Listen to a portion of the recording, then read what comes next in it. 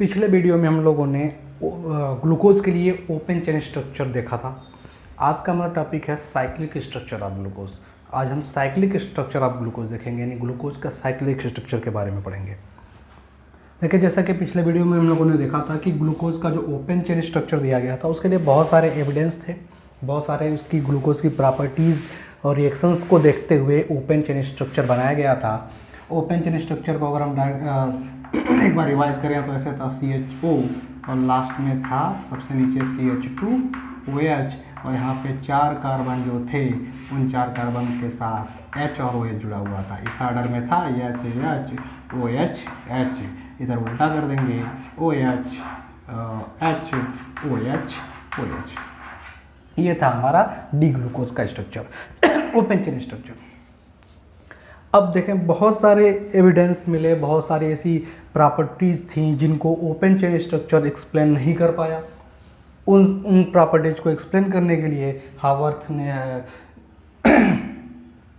Fisher और Haworth ने open cyclic structure suggest किया। अब वो कौन कौन से एविडेंस हैं या प्रॉपर्टीज़ हैं जिनको हम ओपन चेन स्ट्रक्चर से एक्सप्लेन नहीं कर पाते, उनको नोट करना पड़ेगा। एग्जाम में पूछता भी है कि ओपन चेन स्ट्रक्चर के अगेंस्ट में एविडेंस दीजिए या साइक्लिक स्ट्रक्चर के पक्ष में एविडेंस दीजिए।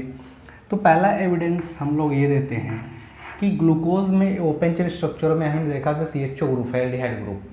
तो अगर एल्डिहाइड ग्रुप है तो ये एल्डिहाइड ग्रुप का टेस्ट होता है सिफ टेस्ट, उसको पास करना चाहिए, तो ये नहीं कर पाता पास, फेल कर जाता है। जबकि फेलिंग सोल्यूशन और टॉलरेंस रीजेंट के जो टेस्ट होते हैं वो तो पास कर जाता है, लेकिन सिफ रीजेंट के साथ जो टेस्ट हम सिफ टेस्ट कराते हैं वो ग्लूकोज पास नहीं करता, जबकि इसके पास CHO ग्रुप है, ओपन चेन स्ट्रक्चर में दिख रहा है। तो अगर CHO ग्रुप है तो पास करना चाहिए था, लेकिन नहीं करता, मतलब एविडेंस है कि ओपन चेन स्ट्रक्चर में कुछ प्रॉब्लम है। दूसरा एविडेंस हम लोग क्या देंगे कि ग्लूकोज के 2 आइसोमेरिक फार्म पाए जाते हैं। नेचर में ग्लूकोज 2 फार्म में पाया जाता है। एक को हम नाम देते हैं अल्फा डी ग्लूकोज, दूसरे को बोलते हैं beta D glucose. Alpha D glucose का जो मेल्टिंग पॉइंट होता है अल्फा बीटा का दोनों का अलग अलग होता है। अल्फा का 419 केल्विन होता है और बीटा का 423 केल्विन होता है। और हम जानते हैं कि ग्लूकोज ऑप्टिकली एक्टिव है क्योंकि इसमें असिमेट्रिक कार्बन वो भी 4 हैं, तो असिमेट्रिक कार्बनों की वजह से ग्लूकोज ऑप्टिकली एक्टिव होता है। तो जो हमारा अल्फा डी ग्लूकोज है इसका स्पेसिफिक रोटेशन, ये लोग दोनों प्लेन पोलराइज लाइट को रोटेट करा देते हैं, इसका स्पेसिफिक रोटेशन 112 डिग्री होता है। और बीटा डी ग्लूकोज का अगर स्पेसिफिक रोटेशन देखेंगे तो ऐसे ब्रैकेट में अल्फा लिखते हैं, स्पेसिफिक रोटेशन रिप्रेजेंट करने का तरीका है वो होता है +19 डिग्री। दोनों का अलग अलग होता है, लेकिन जब इनका हम सोल्यूशन बनाते हैं, चाहे अल्फा डी ग्लूकोज ले लें या बीटा डी ग्लूकोज ले लें, तो कुछ समय के बाद उनका स्पेसिफिक रोटेशन ना तो 112 रहता है ना तो 19 रहता है। कोई भी लेके आए दोनों में से उनका स्पेसिफिक रोटेशन एक इक्विलिब्रियम वैल्यू के बराबर हो जाता है, 57 के आसपास होता है। ठीक है, तो इस प्रोसेस को बोलते हैं म्यूटा रोटेशन। तो ग्लूकोज जो होता है वो म्यूटा रोटेशन शो करता है, 2 आइसोमेरिक फार्म में पाया जाता है और म्यूटा रोटेशन शो करता है। म्यूटा रोटेशन को आगे हम अगले टॉपिक में वीडियोस में डिटेल में करेंगे, उसका नोट्स भी बनाया जाएगा। फिलहाल यहाँ सिर्फ हमें एविडेंस देना है। तो mutarotation open chain structure explain नहीं कर पाया। ओपन चेन स्ट्रक्चर में एक ही कॉन्फ़िगरेशन था, जबकि 2 फार्म में पाया जाता है, तो ये कैसे होता, 2 फार्म आते हैं उनमें म्यूटा रोटेशन कैसे होता है, ये ओपन चेन स्ट्रक्चर से हम लोग एक्सप्लेन नहीं कर पाते। ठीक, सिफ टेस्ट फेल कर जाता है उसके बाद म्यूटा रोटेशन को एक्सप्लेन नहीं कर पाते।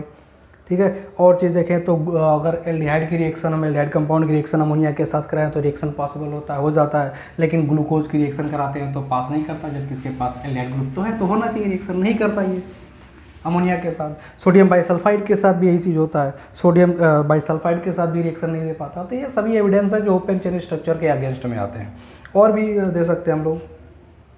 चौथा कि जो ग्लूकोज के 2 आइसोमेरिक फार्म है, alpha D glucose and beta D glucose, इनके ग्लूकोसाइड्स बनते हैं। ग्लूकोसाइड्स कैसे बनता है, जब इनकी रिएक्शन हम मिथाइल अल्कोहल के साथ कराते हैं, चाहे कोई भी ग्लूकोज ले लें, अल्फा लें या बीटा लें, अगर उसकी रिएक्शन हम मिथाइल अल्कोहल के साथ कराते हैं in the presence of dry HCl, तो ग्लूकोसाइड बनाता है ये, in the presence of dry HCl। किसकी रिएक्शन करानी है, ग्लूकोज की, ग्लूकोज। तो ये क्या बनाते हैं, ग्लूकोसाइड्स बनाते हैं। अगर अल्फा डी ग्लूकोज होगा तो अल्फा डी ग्लूकोसाइड बनेगा, बीटा रहेगा तो बीटा डी ग्लूकोसाइड बनेगा। तो दोनों ग्लूकोसाइड बनाते हैं और इनके जो ग्लूकोसाइड्स होते हैं वे उनका अगर देखें ग्लूकोसाइड्स को तो वे म्यूटर रोटेशन शो नहीं करते हैं, म्यूटर रोटेशन शो नहीं करते, जबकि कॉन्फ़िगरेशन स्ट्रक्चर वैसा ही होता है ग्लूकोज की तरह से, तो ये भी म्यूटर रोटेशन शो करने चाहिए थे, नहीं करते। ग्लूकोज में जो CHO ग्रुप के होने की वजह से वो फेलिंग सोल्यूशन टेस्ट और टॉलेंस रीजन टेस्ट ये पास कर जाता है इन दोनों के साथ, लेकिन जो ग्लूकोसाइड्स होते हैं वे ये दोनों टेस्ट फेल कर जाते हैं। तो ये सभी एक्सप्लेन क्यों होता है, ये ओपन चेन स्ट्रक्चर एक्सप्लेन नहीं कर पाया, मतलब कुछ ना कुछ कमी है इनके ग्लूकोज के स्ट्रक्चर में। इसको दूर करने के लिए हावर्थ, टैनरेट एंड फिशर इन लोगों ने एक साइक्लिक स्ट्रक्चर सजेस्ट किया। अब वो साइक्लिक स्ट्रक्चर क्या, जैसा शुरू में मैंने बात किया था कि ग्लूकोज में जो CHO ग्रुप है और OH ग्रुप, पॉलीहाइड्रॉक्सी है तो OH ग्रुप भी होंगे, ये आपस में इंटर मालिकुलर हेमिएस्टर का फॉर्मेशन कर लेते हैं, तो उसी के बेसिस पे इन्होंने साइक्लिक स्ट्रक्चर दिया। अब वो साइक्लिक स्ट्रक्चर कैसे बनाएंगे, देखिए यहाँ पर जो CHO है इसको अगर मैं थोड़ा सा डिटेल में लिखूँ ऐसे C+OH लिख सकते हैं ऐसे, और नीचे के ये 4 कार्बन हो जाएंगे अपनी जगह पे, जिनके साथ क्या जुड़ा है H H OH H, इधर उल्टा कर देते हैं OH H OH ये H और लास्ट में CH2OH, ये था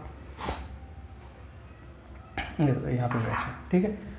तो साइक्लिक स्ट्रक्चर में हेमिएस्टर का फॉर्मेशन करना तो कैसे करते हैं, इसका ये बॉन्ड तोड़ देते हैं C और O के बीच का, इसका एक H यहाँ उठा के ले जाते हैं O पर शिफ्ट कर देते हैं, तो वो यहाँ पे हो जाएगा OH, अब यहाँ पे हो गया HOH, ठीक है। और यहाँ इस कार्बन और सब्सटेंस के लिए यहाँ पे लिंकेज बन जाता है, इस O को यहाँ पे लिख सकते हैं। अब जैसे यहाँ पे ये टूट गया, बॉन्ड ब्रेक हुआ, अब ये OH H, यहाँ पे 2 कॉन्फ़िगरेशन पॉसिबल हो जाता है, एक तो OH राइट साइड में, दूसरा OH लेफ्ट साइड में। अगर OH राइट साइड में है तो इसको बोलते हैं अल्फा डी ग्लूकोज, जैसा कि टेलीग्राम के माध्यम से आपको नोट्स दिया गया उसमें आप देख सकते हैं, ये अल्फा डी ग्लूकोज है। अगर इस OH को लेफ्ट साइड में कर दें और H को राइट साइड में कर दें तब इसका हो जाता है, इसको बोलते हैं बीटा डी ग्लूकोज।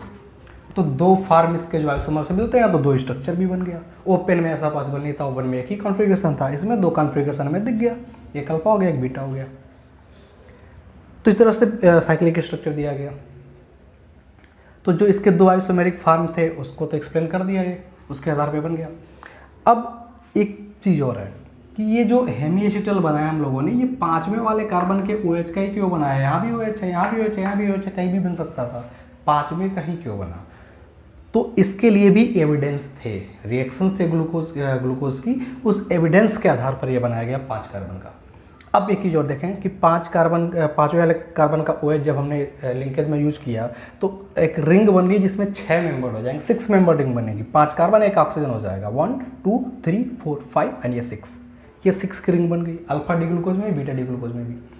तो ये 6 मेंबर्ड रिंग ही क्यों, अगर ये चौथे कार्बन का इन्वॉल्व होता तो 5 कार्बन का बनता, जैसा कि पहले 5 कार्बन का ही सजेस्ट किया गया था, बाद में उसको रिजेक्ट करके ये 6 वाला दिया गया। तो ये 5 की वजह 6 क्यों, तो हेडिंग बढ़ जाएगा साइज ऑफ रिंग। अब हम एक्सप्लेन करेंगे साइज ऑफ रिंग कि कैसे इन लोगों ने 6 मेंबर रिंग ही क्यों बनाई ग्लूकोज की साइक्लिक स्ट्रक्चर में। तो उसके लिए भी एविडेंस दिए गए। एविडेंस क्या था कि अगर हम जैसा कि कहा था कि अगर हमारा ग्लूकोज है, चाहे अल्फा डी है चाहे बीटा डी है, उसका अगर मिथाइल अल्कोहल के साथ रिएक्शन कराएं तो ग्लूकोसाइड बनेगा। तो बीटा डी ग्लूकोज का एक ग्लूकोसाइड लेते हैं, methyl beta D glucoside, methyl beta D glucoside कैसे बना, बीटा डी ग्लूकोज की रिएक्शन मिथाइल अल्कोहल के साथ करा दी। अब बीटा डी ग्लूकोज का अगर हम साइक्लिक स्ट्रक्चर बनाएं अगर हेमिएस्टर लिंकेज वाला, तो क्या था सी, यहाँ पे बीटा चाहिए तो लेफ्ट साइड में वैसे तो अल्फा बोलते हैं, राइट साइड में वैसे तो बीटा बोलते हैं, ये था। यहाँ पे ये लिंकेज होगा ऑक्सीजन वाला, और यहाँ पे जो इसके 4 कार्बन थे 1 2 3 4 और ये लास्ट में अपना CH2OH, H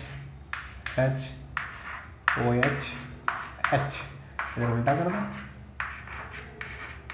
ये है ठीक, ये हमारा बीटा डी ग्लूकोज है। इसकी रिएक्शन मिथाइल अल्कोहल के साथ कराएंगे डाईएसीएल के प्रेजेंस में, तो हमारा क्या बन जाएगा मिथाइल बीटा डी ग्लूकोसाइड। वो मिथाइल ग्लूकोसाइड कैसे बनाएंगे, H के जगह पे CH3 चेंज कर देंगे, H के जगह पे CH3 ला देंगे इस OH वाले H के जगह पे पहले कार्बन वाले पे। तो ये हमारा क्या हो जाएगा methyl beta D glucoside, methyl beta D glucoside. ठीक है, ये मिथाइल बीटा डी ग्लूकोसाइड है अपना। अब इस मिथाइल बीटा डी ग्लूकोसाइड की रिएक्शन कराएगी मिथाइल सल्फेट के साथ। किसके साथ कराएगा मिथाइल सल्फेट के साथ। इसकी रिएक्शन कराएगी मिथाइल सल्फेट के साथ NaOH के प्रेजेंस में। ठीक है, तो क्या होगा जब मिथाइल सल्फेट के साथ रिएक्शन कराया गया तो ये जितने भी OH हैं सब OH का H रिप्लेस कर दें CH3 द्वारा। ठीक है, क्या मिल जाएगा CH3O CH, यहाँ पे H OH के जगह पे CH3 ला देंगे OH में। फिर यहाँ नीचे भी लेफ्ट साइड में OH था तो H के जगह पे CH3 लगा देंगे। और नीचे आ जाए तो इस बार राइट साइड में OH है तो यहाँ पे CH3 लगा दें। और नीचे आएंगे, हाँ सारा हो गया 1 2 3, क्या छूट गया कुछ, एक मिनट, ये OH हो गया, फिर ये हो गया, ये हो गया, हाँ सब कंप्लीट। चलिए यहाँ लास्ट में H है इस तरफ, ये लिंकेज जो कार्बन वाला है ये है, और लास्ट में यहाँ पर CH2O, हाँ OH यहाँ भी था, यहाँ पे OH। ठीक है, एक कंपाउंड देंगे B। ठीक, ये B कंपाउंड मिल गया। कैसे मिला, मिथाइल बीटा डी ग्लूकोसाइड का रिएक्शन कराया गया मिथाइल सल्फेट के साथ। अब जो ये B कंपाउंड है, इस B कंपाउंड को हाइड्रोलाइज कर देते हैं। B कंपाउंड को क्या करेंगे, इसको हाइड्रोलाइज कराएंगे डाइल्यूट HCl के साथ, तो एक अदर कंपाउंड मिल जाएगा।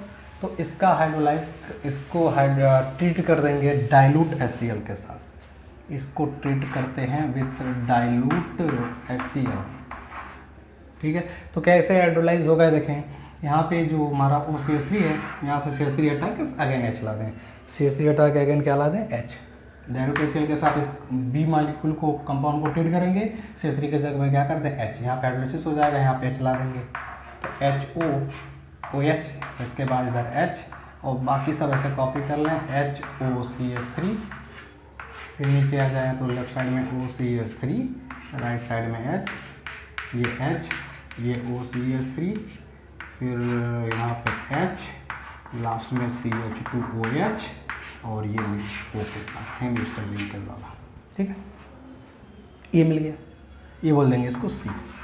अब ये जो C मॉलिक्यूल है, C कंपाउंड है, ये ओपन चेन स्ट्रक्चर में चेंज हो जाता है, ओपन चेन स्ट्रक्चर में चेंज हो जाता है। तो बोर्ड पे चूँकि जगह कम है तो फिर मैं राइट साइड में मिटा के लिख देना।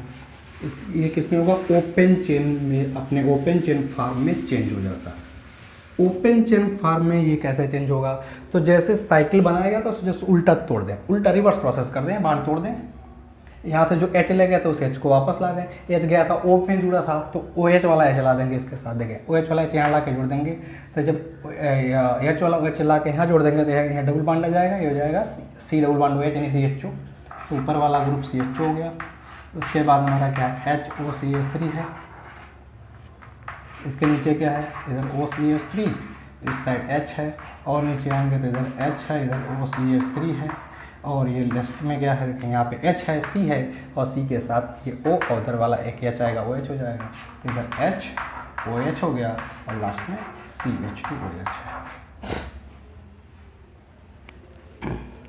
फिर एक मिनट, C वाला गड़बड़ गया, थोड़ा देख लीजिए, यहाँ पे OCH3 था। ठीक है, चेक कर लेंगे, B का मॉलिक्यूल में वहाँ पे OCH3 था, OCH3 है। ठीक है, तो अब ये C ओपन चेन स्ट्रक्चर में अपने चेंज हो जाएगा इस तरह से, ये भी C का ओपन चेन फॉर्म है। अब ये जो C कंपाउंड है इसको ऑक्सीडाइज करते हैं HNO3 के साथ। इसको क्या करते हैं, HNO3 के साथ ऑक्सीडाइज करते हैं, तो हमें दो एसिड का मिक्सचर मिलता है, ट्राईमिथॉक्सी ग्लूटेरिक एसिड और डाईमिथॉक्सी सक्सिनिक एसिड का मिक्सचर मिलता है, दो एसिड का। लेकिन वो दो एसिड का जो मिक्सचर मिलता है वो डायरेक्ट नहीं मिलता, एक ये इंटरमीडिएट के थ्रू मिलता है। इंटरमीडिएट मतलब जो एक माध्यमिक रिएक्शन के बीच में बनता है कुछ पल के लिए। तो इंटरमीडिएट कैसे बनेगा, जब इसको हम ट्रीट करते हैं HNO3 के साथ, इस C मालिक्यूल कंपाउंड को इसको करेंगे HNO3 के साथ ऑक्सीडाइज करेंगे, तो इंटरमीडिएट क्या आता है, CHO ग्रुप ऑक्सीडाइज हो जाएगा COH में। पीछे के टॉपिक्स में वीडियो में मिल जाएगा आपको ये चीज़ें। ये किस में जाएगा, COH में।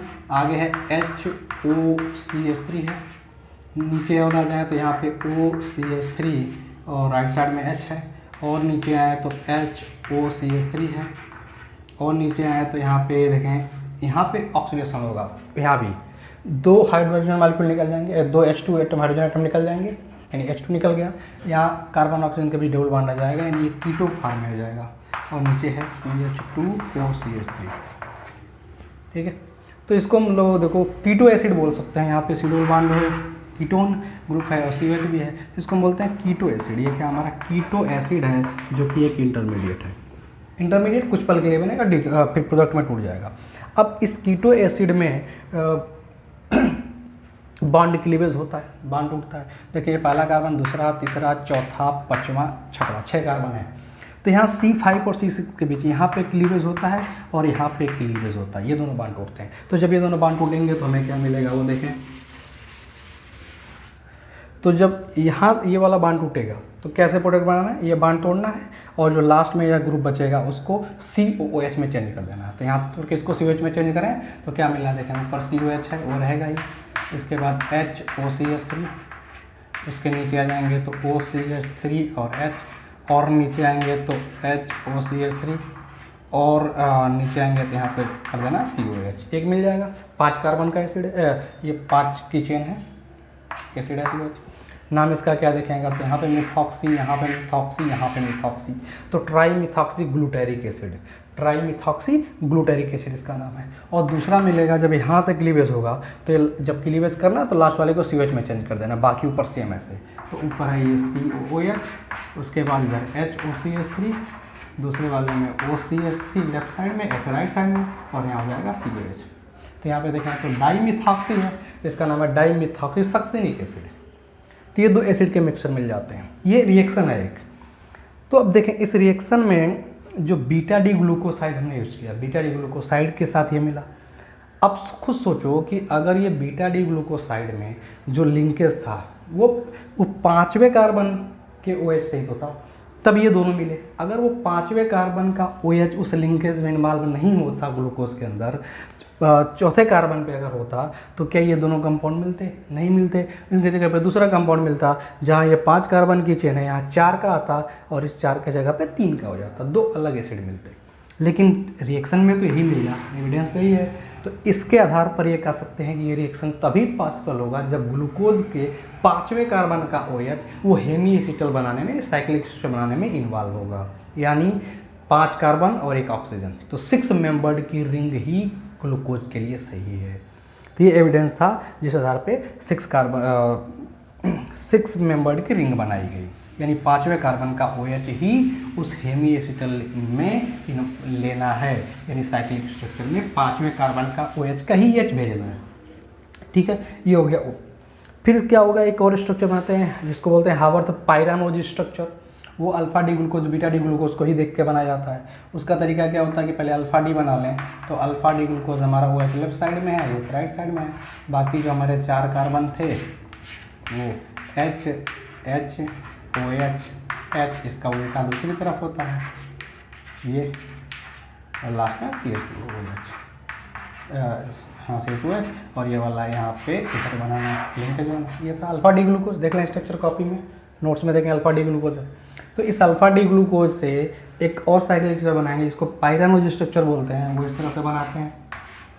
इसमें 6 मेंबर्ड की रिंग बनानी है हमें, 1 2 3 4 5 एंड ऑक्सीजन के लेके 6।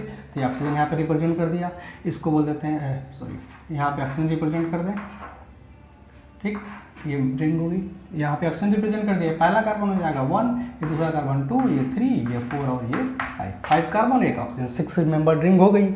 अब क्या करना है, ये पहला कार्बन है, देखें रूल ये है या कॉन्सेप्ट आया है कि जो लेफ्ट साइड में है उसको ऊपर लिखना है और राइट साइड वाले को नीचे लिखना है, लेकिन CH2H को हमेशा ऊपर लिखना है, CH2H को हमेशा ऊपर लिखना है। देखें यहाँ पहले कार्बन पर H लेफ्ट साइड में है तो इसको कर दें ऊपर, OH राइट साइड में कर दें नीचे। दूसरे कार्बन पर H लेफ्ट साइड में है, OH राइट साइड में है। तीसरे कार्बन पर OH लेफ्ट में है, H राइट में है। चौथे पर H लेफ्ट में है, OH राइट में है। और इस लास्ट वाले पर CH2OH को ही ऊपर लिखना है, तो CH2OH नीचे। ऐसे अल्फा डी ग्लूकोज का पायरामिड स्ट्रक्चर हो गया। ऐसे बीटा डी का बनाएंगे तो बीटा डी में क्या चेंज होता है, यहाँ पे H होता है, यहाँ पर OH होता है, तो यहाँ चेंज हो जाएगा, ये OH लेफ्ट वाला ऊपर और H राइट वाला नीचे, बाकी सब सेम तो इसमें भी सेम। तो ये हमारा बीटा डी है, beta D glucose pyramid structure है। तो आई होप आपको ये टॉपिक समझ में आया होगा। तो इस तरह से हम लोगों ने कार्बोहाइड्रेट में क्लासिफिकेशन और ग्लूकोज के